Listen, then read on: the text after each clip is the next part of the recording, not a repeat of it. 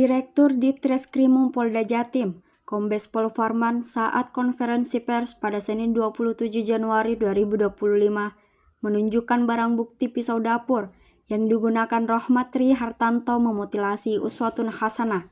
Pisau hijau dengan panjang sekitar 20 cm itu dibeli tersangka di minimarket dekat hotel tempatnya menghabisi nyawa Uswatun. Tersangka butuh waktu 3,5 jam untuk membagi tubuh korban menjadi 3 bagian. Pengakuan tersangka, ia memutilasi bagian tubuh korban dari sendinya. Kanit 3 Subdit 3 Jatanras Ditreskrimum Polda Jatim, AKP Fauzi menuturkan, tersangka mengaku bisa memutilasi korban karena pernah memotong kambing. Tersangka paham karena sendi kambing sama seperti manusia, dan itu ia pelajari dari YouTube.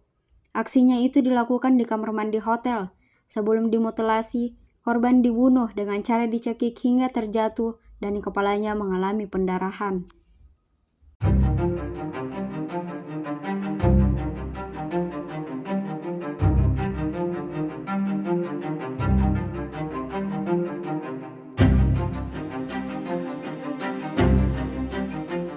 Download Tribun X sekarang, menghadirkan lokal menjadi Indonesia.